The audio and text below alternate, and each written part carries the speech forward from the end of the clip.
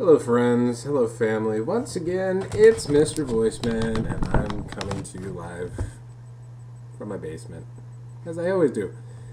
It's another wonderful rendition of my pregame analysis, and this week is no exception because it's a wonderful week as we face good old Sexy Rexy and the Jets.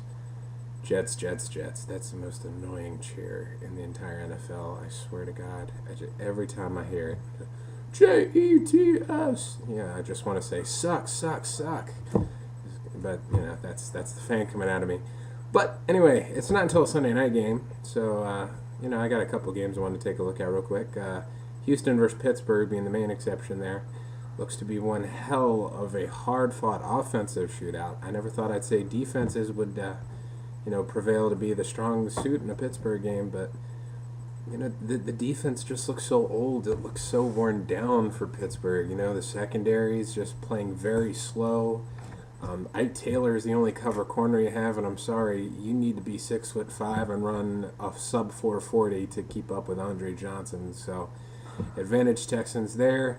The run game on both sides, they're doing decent, but they're not really the bread and butter of the franchises. So, I don't know. It's a tough-fought battle, but I think this could be one that the Ravens fans look forward to. I see Houston's going to win this one. It's going to be a big-time score fest, but I think probably see something of a score of, I don't know, I'd say something along the lines of maybe 42-37, 31-27.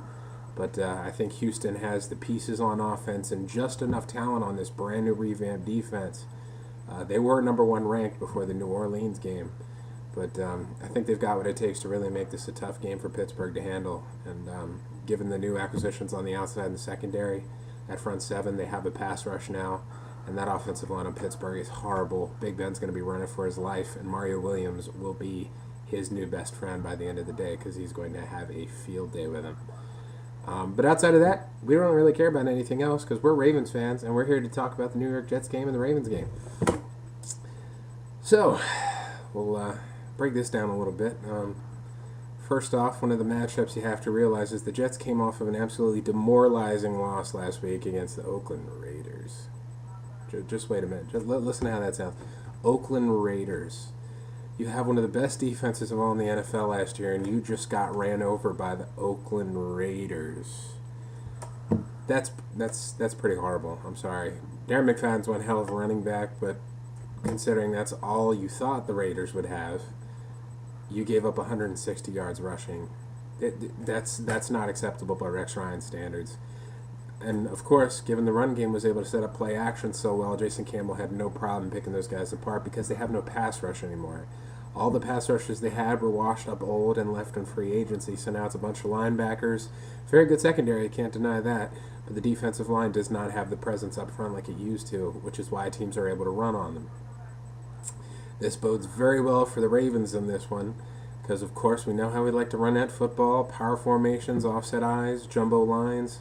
But the big thing in this one is going to be Ray Rice catching the ball out of the backfield and in the flats. And for those who don't know what the flats are, those are the outside edges of the line where nobody stands. You generally see the receivers get screen passes out there, and that's where they're able to run upfield and make plays happen in the open. And that's when you end up having to turn your secondary and your corners and safeties into tackling linebackers and defensive linemen trying to stop running backs. Revis and Cromartie don't do this very well. They're not the physical specimens that you need in a corner when it comes to trying to stop the run. So advantage Ravens when it comes to the run game. Pass game, we saw them go crazy against the Rams, but that's the Rams. This is the Jets. Revis Island, we all know him. He is the best cornerback in the NFL in my eyes. Shuts them all down. Number ones have no chance excuse me, whatsoever in getting away from this guy. Bolden's going to be on him for most of the game. Now, Bolden was quoted as saying, I can play against any cornerback in the NFL, and I can make him look as bad as any cornerback in the NFL. That's great because Revis isn't very comfortable in playing in the slot position. So if you're going to end up with Laquan Williams and Torrey Smith on the outside because Lee Evans does not make the start this week, you end up with Bolden in the slot. And Revis doesn't play too well in the middle of the field, so you might end up with some mismatches and end up having a safety or possibly a linebacker having to take on Bolden. I look for that to be one of the key matchups. The tight ends and whoever is our slot receiver are going to play dividends. in regards to who they end up getting the matchups after. Because Cromartie, he's a fast corner, he's a physical specimen, but he doesn't like to play the bump and run. He's really more of a speedster who has the ball hawking abilities of an Ed Reed. So whoever he is on the outside, they're going to have the work cut out for him, especially if it's Torrey Smith, because he's not really had to face a cornerback of this caliber yet. And whoever's on the other side, we may as well just forget about him, because I really don't think Revis is comfortable enough to move on to the inside. So he's going to end up lining up probably across from Laquan Williams, or it will be Torrey Smith, and Quan gets stuck with Cromartie. But either way, it's going to be a tough matchup on the outsides. But the middle of the field is where we have to win this game. Safeties are undersized on the Jets. The linebackers are slower than they used to be. And the defensive front just doesn't get that same push. So if Flacco wants to beat him in the air, he has to go with the intermediate and deep routes over the middle of the field, because the outside route is just not going to be there, and that's Flacco's favorite. Not the Pizza Hut deal. That's Flacco's favorite to throw, is the outside routes. Now, on the flip side of the ball, we have Ravens defense going against the Jets offense. Ravens all the way on this one. The run game is absolutely horrible for the Jets right now. Sean Green is running flat. He's running sluggish. He's only averaging 3.5 yards a carry, even less than that sometimes. The offensive line is an absolute train wreck waiting to happen. Nick Mangold, he's a Pro Bowl center, but he's not going to be 100% if he does, in fact, suit up for this game. So whoever's in his place is going to have Terrence Cody or Haloti Nada in his face all day, so I'll be damned if they're going to stop him. And even if you double team one, the other one is going to make a field day for collapsing Sanchez's pocket. And the right side of the line, Vince, I believe the guy's name is Vince Walker. I could be wrong. But as you saw when the Jets played the Cowboys on Sunday Night Television, DeMarcus Ware made this guy his bitch.